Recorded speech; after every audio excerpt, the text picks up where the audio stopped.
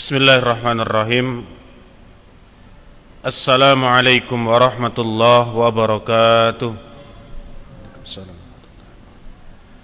Alhamdulillahi rabbil alamin. Wa bihi nasta'in wa ala umur dunya waddin. Wa ala alihi wa ashabihi wa man tabi'ahum bi ihsanin ila yaumiddin. أشهد أن لا إله إلا الله وحده لا شريك له وأشهد أن محمدا عبده ورسوله أما بعد.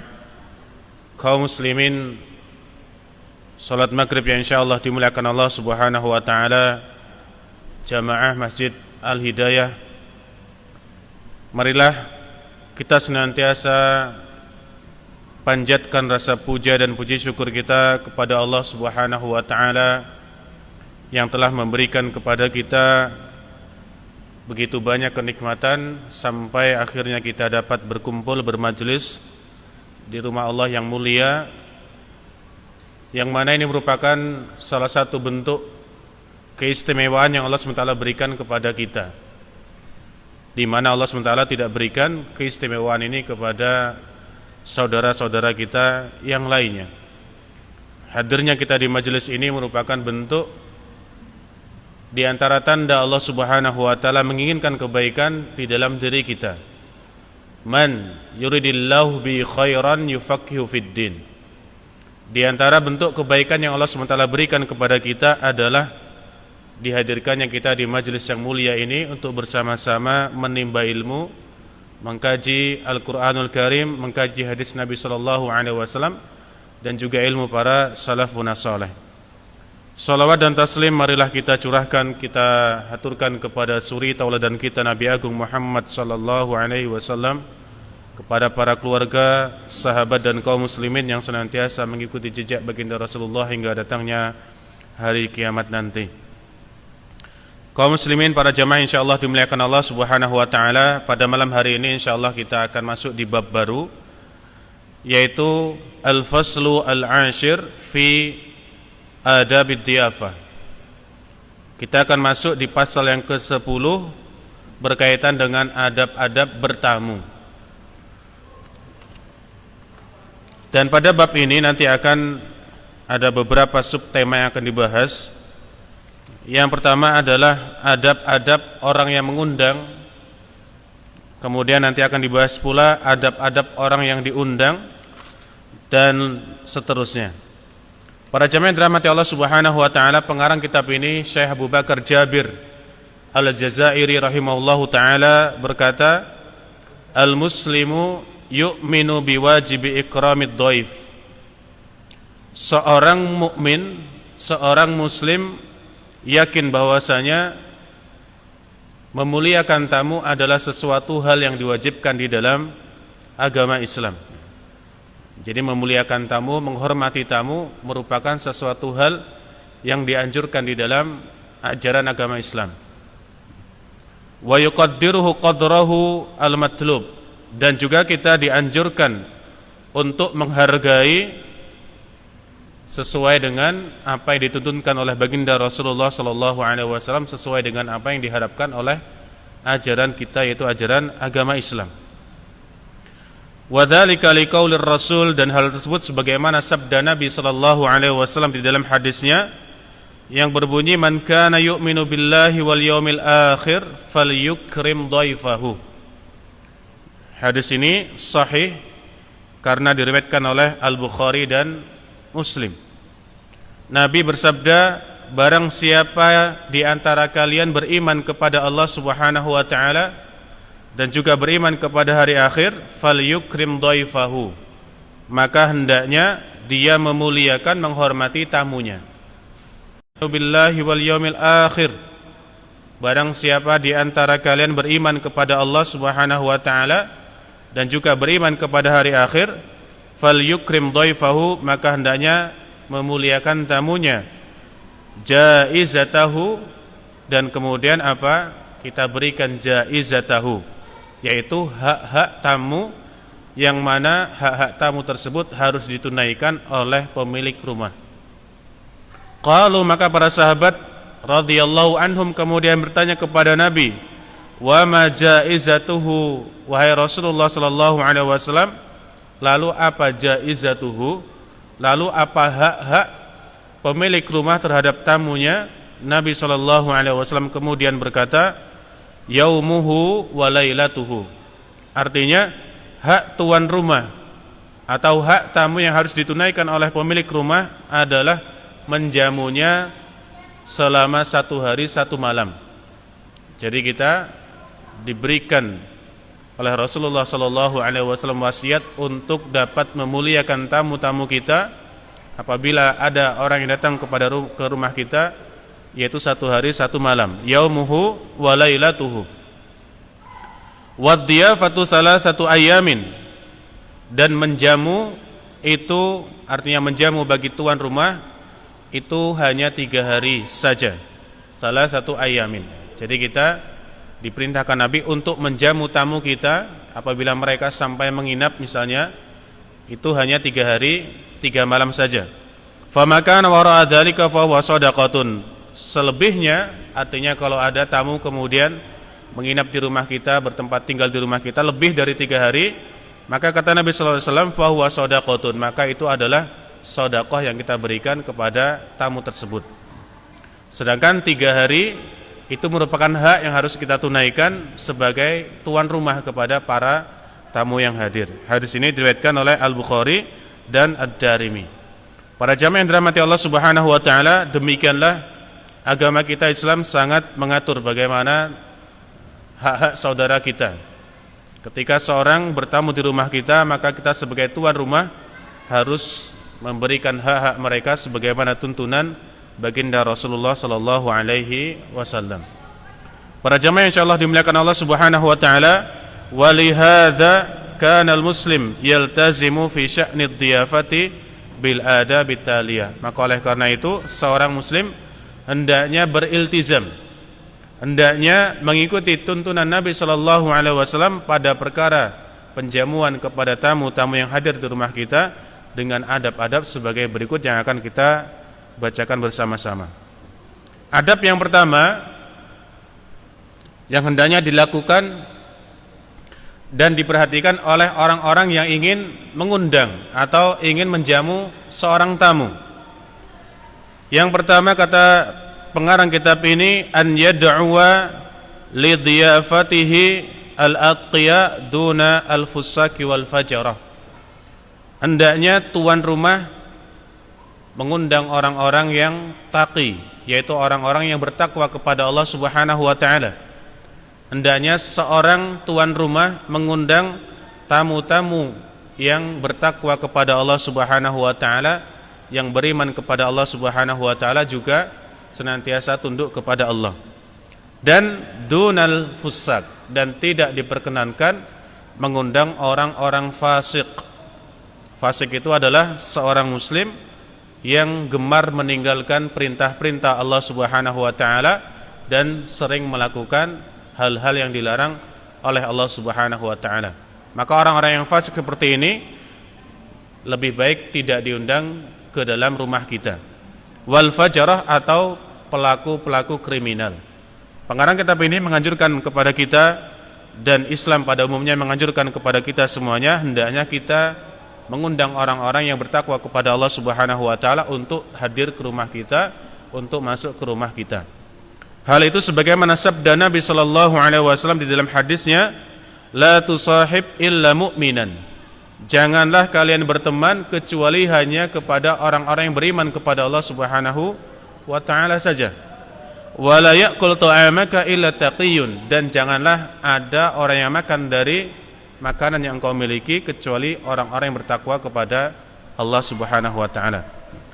Para jamaah yang dirahmati Allah Subhanahu wa taala, di dalam hadis yang kita bacakan tadi jelas Nabi memerintahkan kepada kita untuk benar-benar memperhatikan, melihat kepada siapa kita berteman, kepada siapa anak kita berteman, kepada siapa keluarga kita berteman. Maka hendaknya kita menemani, menjadikan orang-orang bertakwa kepada Allah Subhanahu wa taala sebagai teman kita, sehingga ketika kita lalai dari perintah Allah Subhanahu wa taala, ketika kita lupa teman-teman yang bertakwa tadi kita harapkan dapat mengingatkan kita kepada Allah Subhanahu wa taala. Karena Nabi SAW juga berfirman dan berpesan kepada kita, hendaknya kita memperhatikan siapa teman kita. Karena teman kita adalah orang yang dapat mempengaruhi kehidupan kita. Ketika kita berteman kepada orang-orang yang bertakwa kepada Allah, maka faedah yang akan kita dapatkan adalah seperti tadi. Kita akan diajak untuk bertakwa kepada Allah, kita akan diingatkan, kita akan dinasihati, dan lain sebagainya. Tetapi ketika kita berteman dengan orang-orang yang tidak baik, maka kita akan diajak oleh mereka untuk juga berbuat kemaksiatan kepada Allah Subhanahu wa taala. Pun kalau tidak, kita pun akan mendapatkan percikan-percikan kemaksiatan dosa yang mereka kerjakan. Falyandur ahadukum ila man yukhalil. Maka hendaknya kita memperhatikan kepada siapa kita berteman. Kemudian poin yang kedua yang hendaknya diperhatikan oleh orang-orang yang ingin mengundang adalah alla yakhussa bi dhiyafatihi al-aghniya dunal fuqara. Hendaknya kita tidak mengkhususkan orang-orang yang kaya saja ketika kita ingin mengundang mereka ke rumah kita. Dunal fuqara, kemudian kita tidak memperhatikan dan kita mengucilkan orang-orang yang fakir. Jadi misalnya kita memiliki suatu acara, kita memiliki suatu agenda, maka tidak diperkenankan bagi kita sebagai seorang yang beriman kepada Allah untuk mengundang hanya mereka orang-orang yang kaya saja. Orang-orang yang mungkin memiliki kemewahan, sedangkan orang-orang yang miskin, orang-orang yang fakir kita tinggalkan. Karena mungkin yang kita inginkan dari undangan tersebut adalah supaya kita dapat dipandang terhormat di hadapan manusia, atau mungkin kita ingin mendapatkan imbalan balik dari apa yang kita berikan kepada mereka. Maka ini adalah hal yang sangat dilarang di dalam agama. Kita dilarang untuk membedakan antara si fakir dengan si kaya. Bahkan Nabi SAW katakan di dalam hadisnya, orang-orang yang miskin itu akan lebih dahulu masuk ke dalam surga dibandingkan orang-orang yang kaya. Dan jarak mereka adalah 50 sanah, 50 tahun perjalanan. Artinya di sini kita dilarang untuk mengecilkan siapapun di antara kaum muslimin, baik mereka orang yang miskin, orang yang tidak punya, orang yang fakir dan lain sebagainya. Sebagaimana sabda Nabi sallallahu alaihi wasallam, syarrut ta'ami ta'amul walimah. Seburuk-buruk makanan adalah makanan yang dihidangkan di dalam suatu pesta. Yud'a ilaihal aghniya, yang mana yang diundang dalam pesta tersebut adalah orang-orang yang kaya saja, dunal fuqara, tanpa dihadiri oleh orang-orang yang miskin. Maka kalau kita masih hidup di suatu desa, di suatu komunitas yang masih mempedulikan hal-hal seperti ini, maka kita bersyukur. Karena mungkin ada sebagian dari saudara kita yang mana mereka memandang remeh orang-orang yang fakir, memandang remeh orang-orang yang miskin. Kalau kita lihat, Rasulullah adalah suri tauladan terbaik. Rasul memberikan contoh kepada kita untuk berbuat baik kepada mereka. Bahkan Nabi SAW adalah kafirul yatim, orang yang menanggung kehidupan orang-orang yang yatim. Ana wa kafirul yatim kahataini. Maka Nabi SAW di dalam hadis yang sahih mengatakan, saya dan orang-orang yang menanggung kehidupan orang yatim seperti ini di surga, fil jannah. Artinya apa? Mereka akan bersama dengan Nabi, didekatkan dengan Nabi SAW di dalam surganya. Maka orang-orang yang menghina, mengejek dan merendahkan orang-orang fakir, bahkan terlebih orang-orang yang yatim piatu, adalah orang-orang yang jauh dari rahmat Nabi sallallahu alaihi wasallam dan juga rahmat Allah Subhanahu wa taala. Kemudian poin yang ketiga di antara hal yang perlu kita perhatikan ketika kita ingin mengundang tamu ke rumah kita, alla yaqsida bi dhiyafatihi at-tafakhura wal mubahah. Hendaknya kita tidak melakukan suatu pesta, melakukan suatu undangan, melakukan sesuatu kegiatan bertujuan untuk apa? Bertujuan untuk menyombongkan diri atau apa? Untuk berlagak-lagak. Misalnya kita ingin mengadakan suatu pesta pernikahan, pesta sunatan, kemudian kita sombong. Misalnya kita menggunakan gedung yang sangat mewah, atau mungkin nanggap ini dan nanggap itu, seolah-olah dianggap sesuatu yang berlebihan. Maka Nabi mengatakan, dan para ulama menjelaskan kepada kita, menganjurkan kepada kita semuanya untuk tidak berlebih-lebihan, untuk tidak berlaku sombong, tidak berlagak, wal mubahah, dan juga tidak membangga-banggakan diri supaya kita dipandang terhormat atau mungkin lain sebagainya. Maka kita mengadakan pesta dengan pesta yang sangat luar biasa. Kita mengundang misalnya para naudzubillah artis-artis dan sebagainya. Ini adalah hal yang hendaknya kita hindari. Di dalam hal duniawi hendaknya kita bersikap biasa saja. Kita bersikap tawadhu di hadapan saudara-saudara kita. Karena ngapa? Ya bisa jadi ada saudara kita yang sebenarnya membutuhkan uluran tangan kita, kemudian tetapi kita tidak tahu.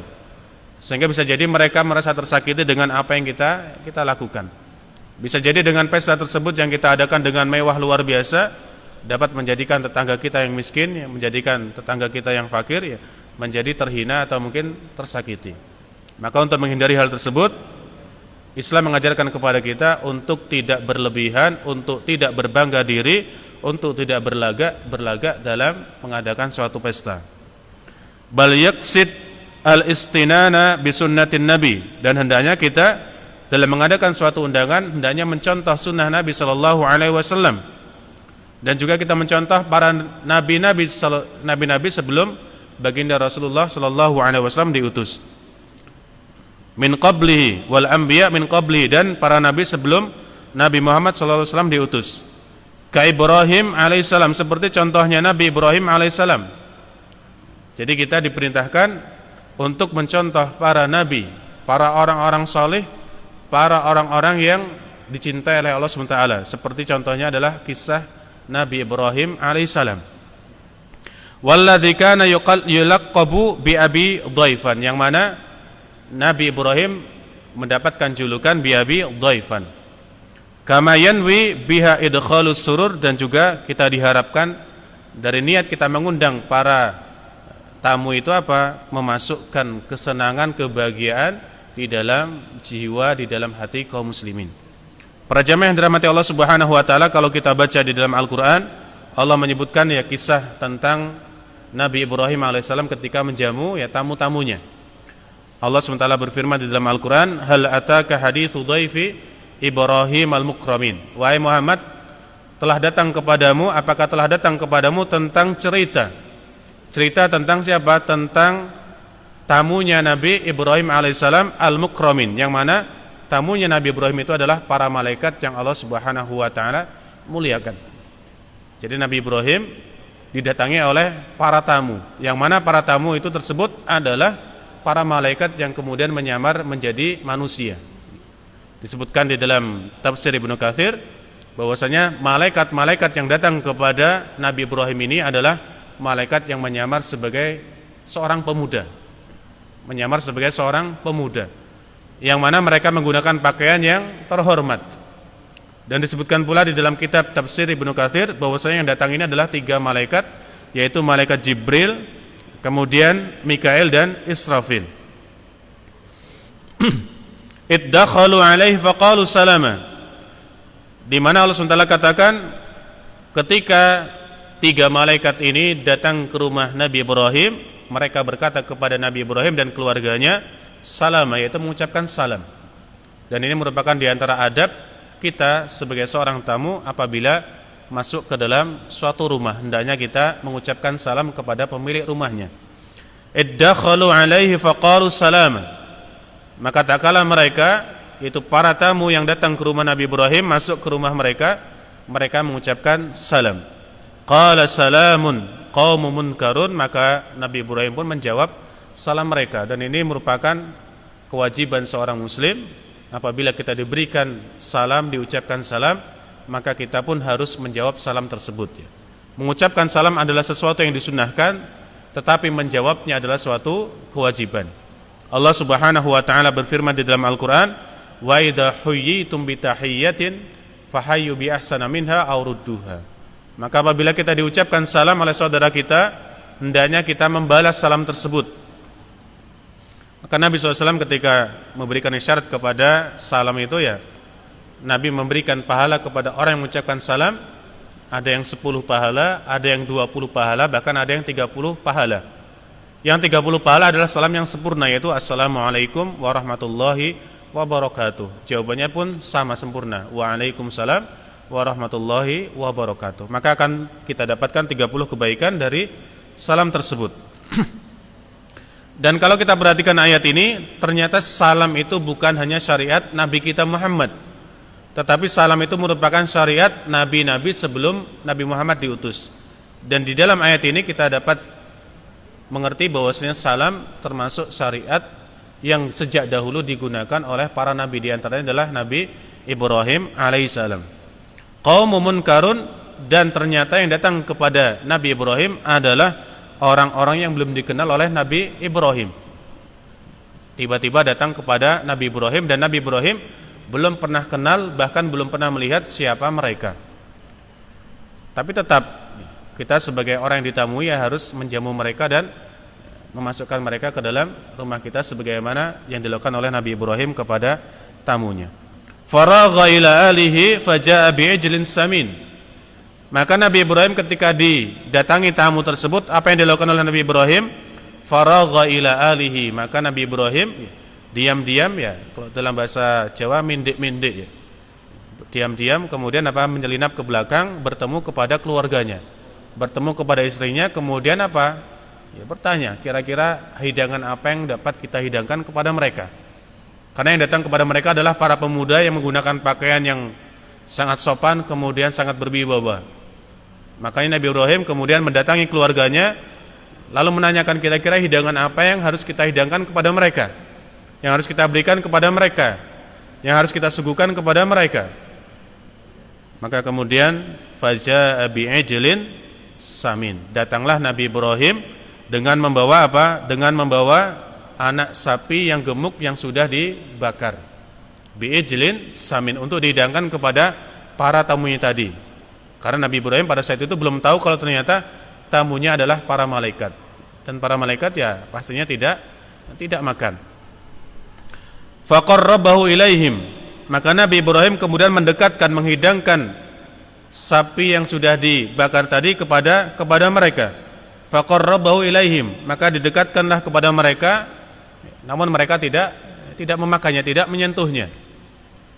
Qala ala ta'kulun. Lalu Nabi Ibrahim berkata kepada mereka, berkata kepada tamunya, mengapa kalian tidak memakannya? Kemarin sudah kita bahas di bab berkaitan dengan adab-adab makan. Di antara adabnya adalah ketika kita dihidangkan suatu makanan kepada tuan rumah, maka hendaknya kita memakannya. Bahkan jangan sampai menunggu tuan rumah untuk menyuruh kita untuk makan. Apalagi kalau sampai kemudian dipaksa-paksa untuk makan. Maka kalau sudah dihidangkan, ya kita boleh kemudian mencicipi makanan yang dihidangkan atau meminum minuman yang dihidangkan. Nah, di sini datang pertanyaan dari Nabi Ibrahim ketika para tamunya sudah dibuatkan, ya mungkin sapi panggang, kok kemudian tidak dimakan. Qala la ta'kulun. Nabi Ibrahim berkata kepada mereka, mengapa engkau atau kalian tidak memakannya? Fa'aujasa minhum khifatan. Maka Nabi Ibrahim kemudian agak menjauh. Maka Nabi Ibrahim kemudian agak menjauh dari tamu-tamunya karena merasa khawatir, merasa takut. Jangan-jangan tamunya ini adalah orang yang bermasalah dan sebagainya. Intinya apa? Ketika Nabi Ibrahim melihat mereka tidak makan, kemudian mungkin juga tidak banyak bicara, ya Nabi Ibrahim menjauh dari mereka. Fa'aujasa minhum khifatan, karena merasa khawatir. Qalu la takhaf. Maka para tamunya kemudian berkata kepada Nabi Ibrahim dan keluarganya, la takhaf, janganlah kamu merasa takut, janganlah kamu merasa khawatir. Fabasyaruhu bigulamin alim. Karena tugas dan tujuan dari para malaikat yang menyamar menjadi manusia tadi datang ke rumah Nabi Ibrahim adalah untuk memberikan kabar kepada Nabi Ibrahim tentang apa? Tentang kelahiran seorang anak, yang mana anak Nabi Ibrahim tadi akan diberi nama Ishak. Karena Nabi Ibrahim ya tidak atau belum dikaruniai anak, sehingga apa? Malaikat ini ditugaskan oleh Allah Subhanahu wa taala untuk memberikan kabar gembira kepada Nabi Ibrahim dan keluarganya bahwasanya istrinya akan diberikan keturunan dari Nabi Ibrahim alaihissalam. Maka setelah mendengar kabar tersebut dari para malaikat, fa aqbalat imra'atuhu fi sarratin. Maka kemudian datanglah istrinya dalam kondisi kaget ya mungkin. Kagetnya ya mengapa? Karena sudah dalam kondisi tua renta, kemudian dikabarkan akan hamil dan akan mendapatkan anak. Fa aqbalat imra'atuhu fi sarratin, sambil memekikkan suara, kaget. Bagaimana rasanya ketika sudah berusaha bertahun-tahun, bahkan berpuluhan tahun untuk dapat dikaruniakan anak, tetapi tidak juga dikaruniakan anak. Kemudian misalnya sudah dalam tempo waktu 50 tahun baru dikaruniakan anak, maka sungguh akan sangat gembira orang tersebut, baik istrinya, baik suaminya. Sama seperti yang dilakukan oleh istri dari Nabi Ibrahim, ketika dikabarkan oleh para malaikat tersebut akan Allah karuniakan anak, fa aqbalat imra'atu fi sarratin fasaqqat wajhaha. Kemudian apa? Menampar, napuk-napuk wajahnya. Ini mimpi atau tidak? Sama seperti kita. Ketika kita diberikan sesuatu yang di luar dugaan kita, kita akan ini mimpi atau bukan? Sampai kadang ditampar sampai ini kerasa sakit atau tidak. Ini dilakukan oleh istrinya Nabi Ibrahim, dan ternyata ini merupakan suatu tradisi yang sudah lama terjadi. Fasaqqat wajhaha, lalu istri Nabi Ibrahim menepuk-nepuk ya wajahnya, mukanya. Ini mimpi atau bukan mimpi? Faqalat ajuzun aqim, karena istrinya Nabi Ibrahim adalah seorang wanita yang sudah tua dan kemudian aqim, yaitu mandul. Tetapi tidak ada yang tidak mungkin bagi Allah Subhanahu wa taala. Ketika Allah Subhanahu wa taala berkehendak untuk diberikan karunia, kun fayakun, maka akan terjadi. Di antaranya adalah kisah Nabi Ibrahim alaihissalam ini. Para jamaah yang dirahmati Allah Subhanahu wa taala, maka dari kisah Nabi Ibrahim alaihissalam ini kita dapat mengambil pelajaran bagaimana seharusnya kita sebagai orang yang memiliki tamu melakukan atau memperlakukan tamu-tamu kita. Hendaknya kita memberikan jamuan yang terbaik. Kalau kita lihat kisah Nabi Ibrahim, maka Nabi Ibrahim memberikan jamuan yang paling baik, yang terbaik di antara makanan yang ada. Sapi panggang yang kemudian yang masih muda. Kalau yang sudah tua kan mungkin alot dan lain sebagainya. Ini yang masih muda. Padahal tidak tahu siapa tamunya tersebut. Maka kalau kita teruskan ayatnya, kemudian malaikat tadi mengkabarkan kepada Nabi Ibrahim pula ya, bahwasanya mereka akan mengkabarkan tentang akan turunnya azab kepada kaum Nabi Ibrahim.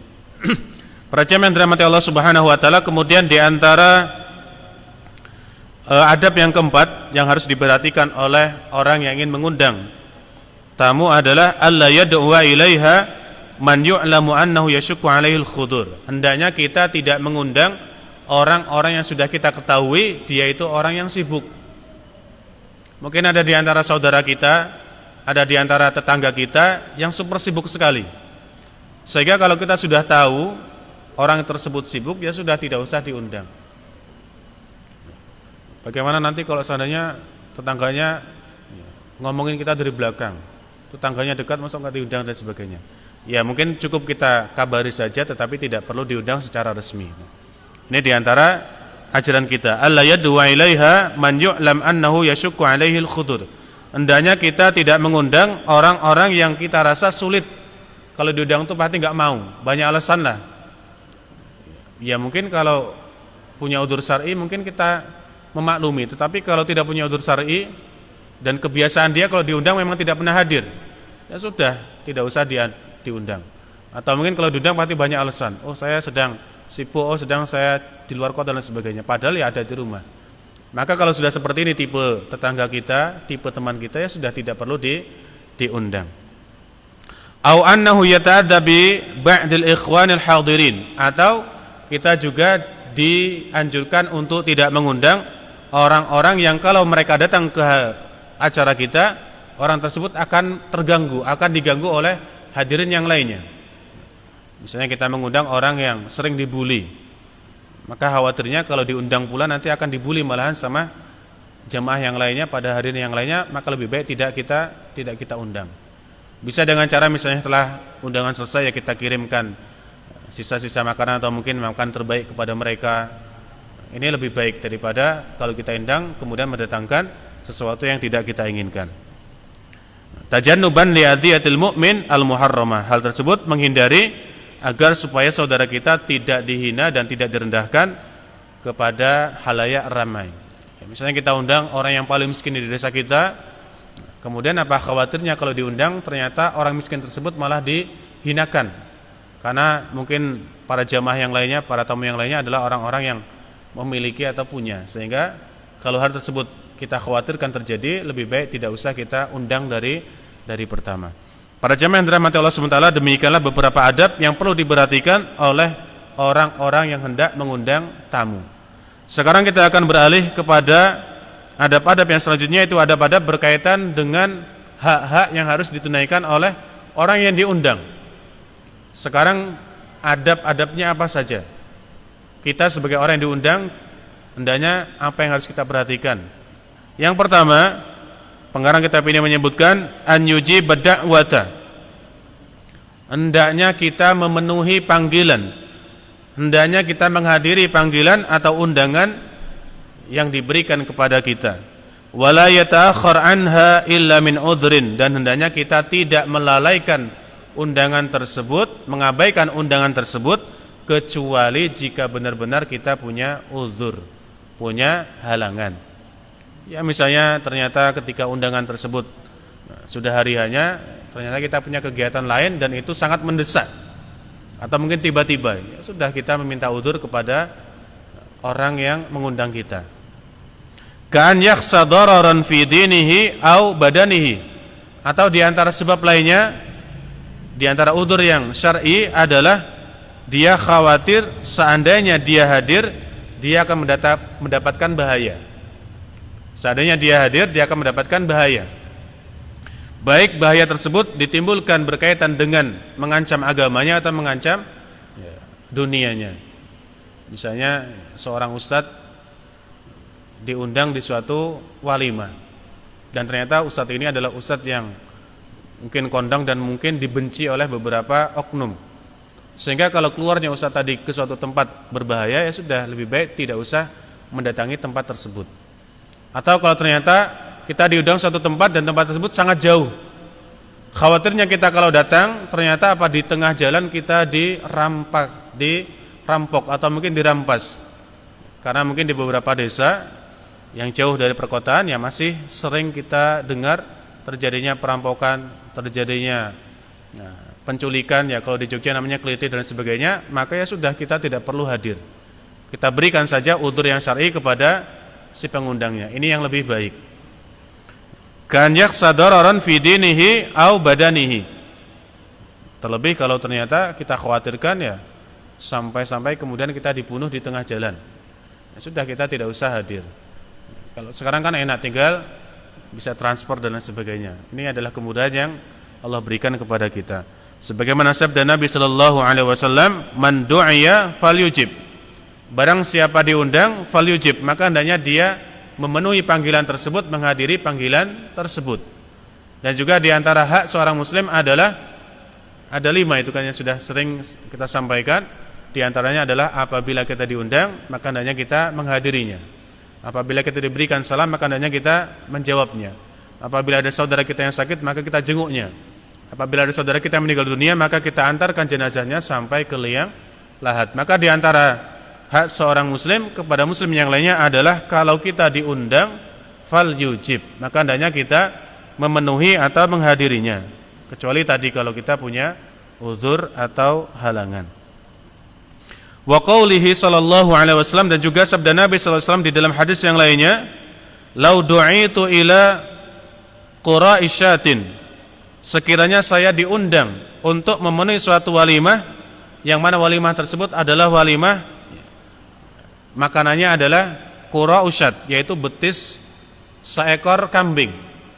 Betis seekor kambing, ya, bukan daging, tetapi hanya betisnya saja. Ya, kalau kita ya mungkin ceker pitik atau mungkin ceker ayam, kita diundang dan menunya sedikit, menunya apa? Ya Ustaz, makan ke rumah saya, menunya apa? Ceker pitik.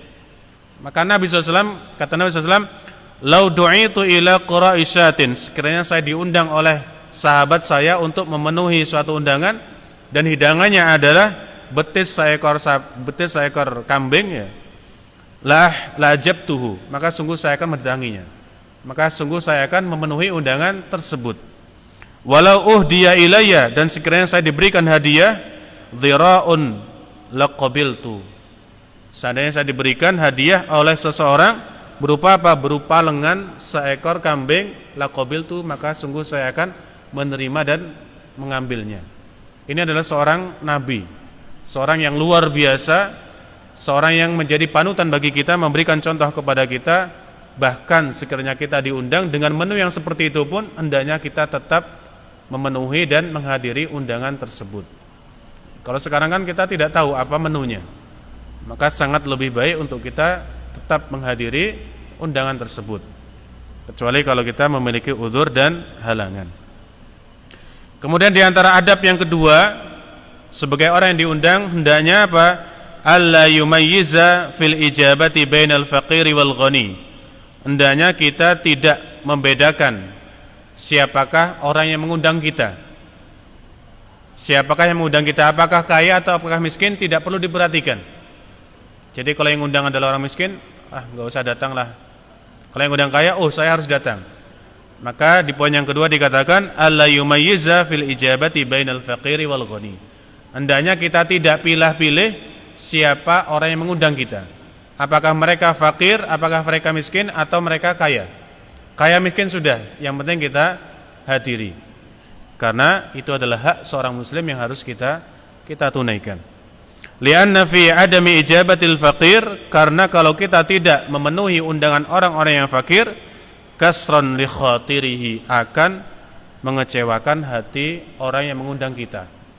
Terlebih kita sudah diketahui orang yang mungkin serba adalah, orang yang kaya misalnya. Kemudian ketika diundang orang yang miskin tidak pernah datang, tapi kalau diundang orang yang kaya senantiasa datang, maka dikhawatirkan akan membuat orang tersebut kecewa hatinya. Ya, meskipun tidak diluapkan secara terang-terangan, ya kita pun sebenarnya bisa merasakan bagaimana kekecewaan mereka. Kama anna fi dzalika nau'an minat takabbur. Karena bisa jadi juga itu merupakan bentuk takabur, bentuk kesombongan yang kita lakukan sebagai orang yang diundangnya. Wal kibru mamkutun, dan orang yang sombong adalah orang yang tercela. Sifat sombong adalah sifat yang tercela. Sifat gengsi adalah sifat yang tercela. Gengsi. Mimma yurwa fi ijabati da'watil fuqara'i an al-Hasan bin Ali radhiyallahu anhu marra bi masakin. Di antara bentuk contoh, di sini disebutkan dalam satu hadis bahwasanya Hasan bin Ali, cucunya Nabi sallallahu alaihi wasallam, anak dari Ali bin Abi Thalib dan anak dari Fatimah, pernah suatu hari mengijabah dakwah, memenuhi undangan datang ke suatu walimah, yang mana walimah tersebut diadakan oleh orang-orang yang miskin. Dikatakan di dalam hadis ini, fi ijabati da'watil fuqara annal Hasan, bahwasanya Hasan bin Ali, cucu dari Nabi sallallahu alaihi wasallam, marra, suatu hari pernah melewati bimasakin, orang-orang miskin yang sedang mengadakan suatu agenda atau suatu walimah. Waqad nasyaru kasron, dan mereka telah menggelar di atas apa ya, di atas sana makanan. Makanannya sudah disediakan, sudah disiapkan. Wa hum yakulun, dan mereka dalam kondisi sedang makan. Kemudian Hasan bin Ali, cucu Nabi ini, lewat di antara mereka. Kemudian apa yang mereka lakukan? Faqalu lahu, lalu mereka orang-orang miskin ini berkata kepada Hasan bin Ali, cucu dari Nabi sallallahu alaihi wasallam, pastinya orang yang terkemuka, pastinya orang yang hebat dan orang yang dikagumi. Kemudian mereka berkata, halumma ilal ghada, datanglah kemari untuk bersama-sama makan santapan bersama dengan kami. Ya ibna binta Rasulillah, wahai putra dari Fatimah radhiyallahu anha. Faqala, maka kemudian Hasan berkata kepada mereka, na'am, iya, saya akan memenuhi undangan kalian, memenuhi ajakan kalian. Innallaha la yuhibbul mutakabbirin, sesungguhnya Allah tidak menyukai orang-orang yang mutakabbir, tidak menyukai orang-orang yang sombong. Wa nazala min ala ba'lihi wa akala ma'hum. Kemudian Hasan bin Ali ini turun dari kendaraannya, turun dari bigolnya. Bigol itu adalah hewan dari peranakan kuda dan keledai. Lalu kemudian Hasan turun dari bigolnya, kemudian apa? Makan bersama dengan mereka. Para jamaah yang dirahmati Allah Subhanahu wa taala, kalau kita lihat hadis ini, Hasan bin Ali adalah seorang yang terhormat, seorang yang luar biasa. Maka meskipun demikian kedudukannya tetap menghormati orang-orang yang miskin dan orang-orang yang fakir. Insyaallah akan kita lanjutkan di pertemuan yang akan datang beberapa adab yang lainnya yang perlu kita perhatikan sebagai orang yang diundang. Masih ada nomor 3, 4 dan 5. Para jemaah yang dirahmati Allah Taala, marilah kita akhiri majelis kita dengan bersama-sama membaca doa kafaratul majelis. Subhanakallahumma bihamdika asyhadu an la ilaha illa anta astaghfiruka wa atubu ilaik. Assalamualaikum warahmatullahi wabarakatuh.